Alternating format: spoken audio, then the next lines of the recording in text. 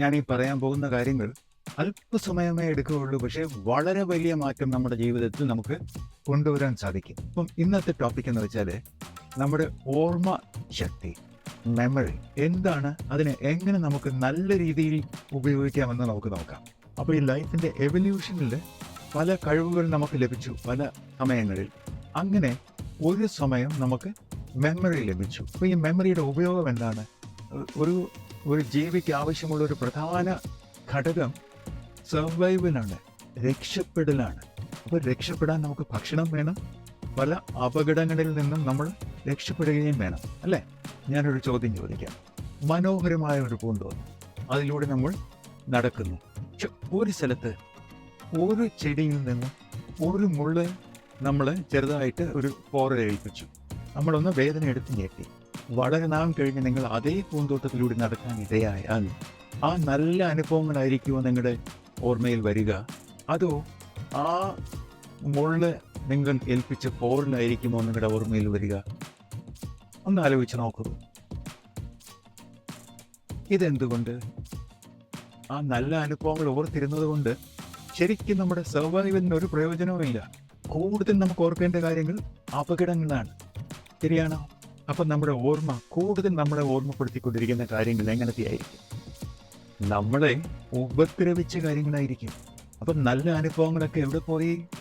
അത് ഓർമ്മയിലുണ്ട്, പക്ഷെ അത് മൂടിക്കിടക്കുകയായിരിക്കും.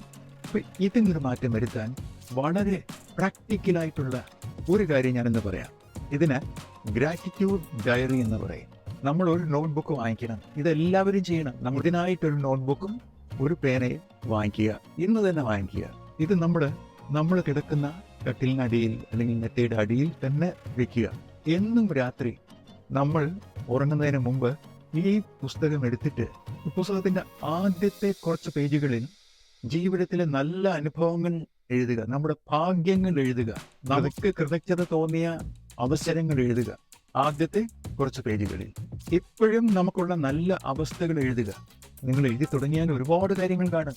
അത് കഴിഞ്ഞ് ആദ്യത്തെ കുറച്ച് പേജുകൾ കഴിഞ്ഞ് പിന്നെ നമ്മൾ ഇന്നത്തെ ഡേറ്റ് ഇട്ടിട്ട് ഇന്നത്തെ നല്ല അനുഭവങ്ങൾ എഴുതുക.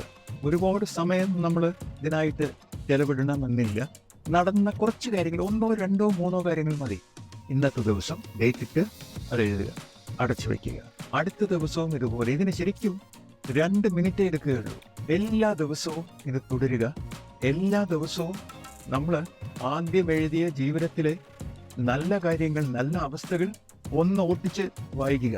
അപ്പോൾ എന്നും ആദ്യത്തെ പേജുകളിൽ എഴുതിയ ജീവിതത്തിൻ്റെ നല്ല അവസ്ഥകൾ, നല്ല കാര്യങ്ങൾ ഒന്ന് ഓട്ടിച്ച് വായിക്കുക. അതിനൊരു 15-30 സെക്കൻഡ് എടുക്കുക. അത് കഴിഞ്ഞ് നമ്മുടെ ഡേറ്റ് ഇട്ട് ഇന്നത്തെ നല്ല കാര്യങ്ങൾ എഴുതുക. നമുക്ക് എല്ലാവർക്കും ഓർമ്മ അത്യാവശ്യമാണ്, പക്ഷെ ഓർമ്മയുടെ അനാവശ്യമായ ഈ ഉപദ്രവം നമുക്ക് നല്ല രീതിയിൽ ഉപയോഗപ്പെടുത്തി തുടങ്ങാം.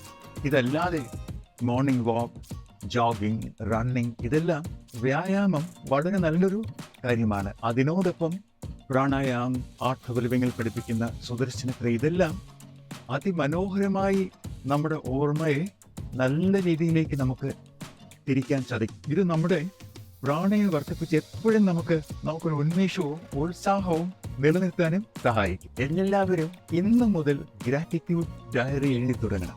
ഇതിനെക്കുറിച്ചുള്ള നിങ്ങളുടെ അഭിപ്രായം തീർച്ചയായിട്ടും ഷെയർ ചെയ്യുക. പിന്നെ ഇത് എഴുതി തുടങ്ങി 1 ആഴ്ച 2 ആഴ്ച കഴിഞ്ഞ് നിങ്ങളിലുണ്ടാകുന്ന മാറ്റവും കമൻറ്റ് സെക്ഷനിൽ ഇടുക.